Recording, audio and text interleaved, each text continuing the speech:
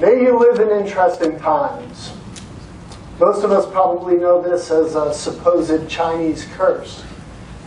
But I'm going to argue here today that we live in the most interesting of times, and that this can be a real blessing.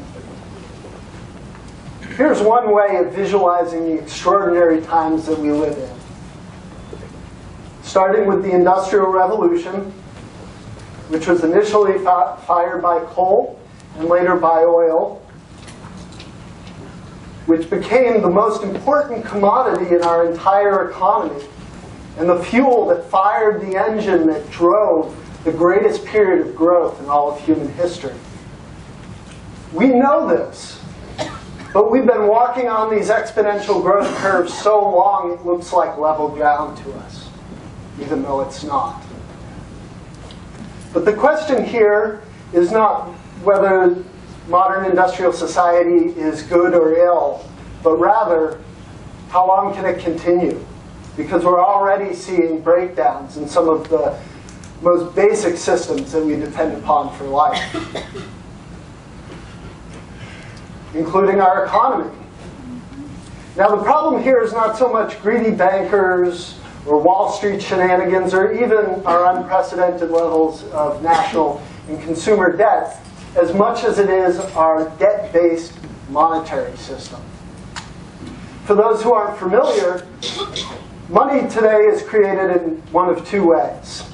Either as Federal Reserve notes, which are exchanged for Treasury bonds and spent into existence, or as computerized loans, which banks essentially create out of thin air. The problem is that all this money is owed back to somebody with interest. So our economy must grow every year, and more money must be created as debt every year, just in order to avoid a financial collapse like the one we experienced in 2008. Meanwhile, global conventional oil production peaked in 2006. And while this doesn't mean that we're going to be running out of oil anytime soon, in order to keep up with surging demand from rapidly industrializing countries like China and India, we're turning more and more to unconventional sources of energy. These are mountaintop removal mining, tar sands of Alberta, hydraulic fracturing for natural gas, and of course, deep water drilling. But as we know all too well here on the Gulf Coast, these new fuel sources are much more expensive, both in terms of the cost to get them out of the ground and to market, as well as the environmental damage that they routinely cause. And to top it all off, even our climate is changing. Having raised atmospheric concentrations of carbon dioxide from 280 to 400 parts per million for the first time in several million years, we have already raised the surface temperature of the Earth by 1 degree Celsius. And while we can't say that any one weather event is directly attributable to climate change, extreme weather events like the Great Drought of 2012 are increasing. And all three of these monumental challenges are converging on this very point in history, a phenomenon that author James Howard Kunstler has dubbed the long emergency. But really, peak energy, climate change, and economic instability are really just symptoms of a larger collision of paradigms that is just beginning now. It's the paradigm of our beautiful, round, finite Earth on one hand, and on the other hand, the paradigm of endless growth, which requires more and more consumption of non-renewable resources every year, just to maintain our non-negotiable American way of life. Unfortunately for us, we forget that nature always bats last. So what do we do with all this disturbing information? Well, if you're anything like me, probably the first thing you'll do is stick your head in the sand and try to continue on with business as usual. I get it. It's easier. If you don't think anything's wrong, then you don't have to change. And sometimes just a shred of doubt can trump a mountain of evidence in regards to these crises we're facing. But as they increasingly impact our lives, we have to move past denial. So we accept that our world is changing. But we might try to console ourselves with the thought that somebody somewhere is going to fix it all before it gets too bad. And maybe it's possible. Maybe something we haven't even thought of yet will swoop in at the last moment and save the day. But that is a mighty big roll of the dice to be taking with the future of human civilization. So we see through the impossible dream. And we might feel like giving up. It's all too big. It's too complex. Too overwhelming. Why don't we just keep driving till we hit the wall? But if we can realize that we don't have to solve these problems all by ourselves, and that by doing so, we could actually find something that gives our lives real, meaningful purpose, we might finally open up to the possibility of transition. And I'm talking about transition here with both a little t and a big T.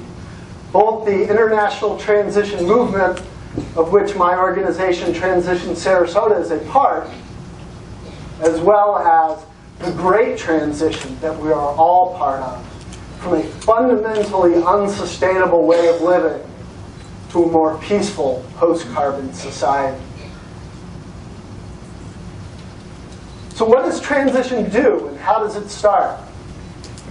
Well, it starts with a clear vision of the future we want to have. This here is a picture of a World Cafe discussion that we hosted last year on what an economics of happiness might look like for the Manatee and Sarasota County areas. Once we have a clear idea of what we want, the next natural step, of course, is to advocate for it. To go out there and try to rally as many people around our vision as possible. This is a picture of an event we did back in May with Hands Across the Sand and the Sierra Club, joining hands together at the shoreline to demonstrate our commitment to protecting our area's most treasured natural resource.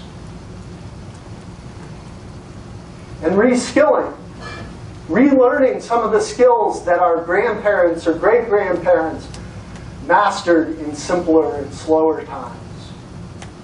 This is a picture from a workshop on backyard food production that we did. This is veteran organic grower Peter Burkhardt showing how to handle bees. But perhaps most importantly, transition is about practical projects. It's about creating the infrastructure for that future that we want to see. This is a picture from our Suncoast Gleaning Project, which regularly harvests surplus produce from local farms for the food insecure in our community. To date, we've already harvested over 108,000 pounds of organic fruits and vegetables and donated them to All Faiths Food Bank and the Food Bank of Manatee.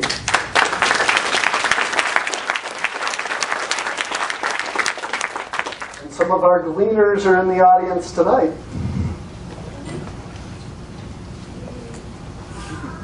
But our biggest goal, and I'm announcing this here today for the first time, is to shift our local food system at least 10% in the direction of locally produced foods within the next decade.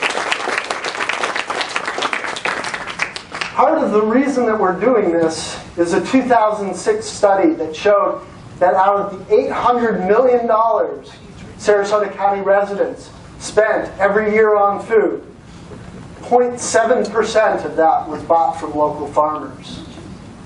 However, the same study found that if all Sarasota County residents could spend just 10% of their food budget on locally produced food, that would add an additional $80 million a year to our local economy, potentially creating thousands of new green jobs. And we can do this. All it takes is going to your local farmer's market once a week, or planting a backyard vegetable garden, or signing up for a community-supported agriculture share.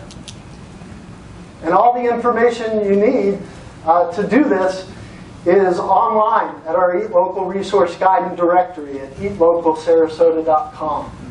And if you do anything tonight when you return home from this salon, I suggest that you go to eatlocalsarasota.com and take our 10% local food shift pledge.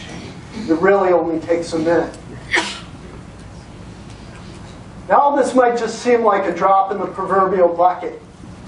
But when you're part of a learning network, international, with thousands of communities taking similar actions as we are, it really starts to add up. So I'm going to finish just slightly differently than how I began, by saying, may you live in interesting times. Only this time, not as a curse, but as a blessing, as the opportunity to speak to you here today has been for me. So thank you.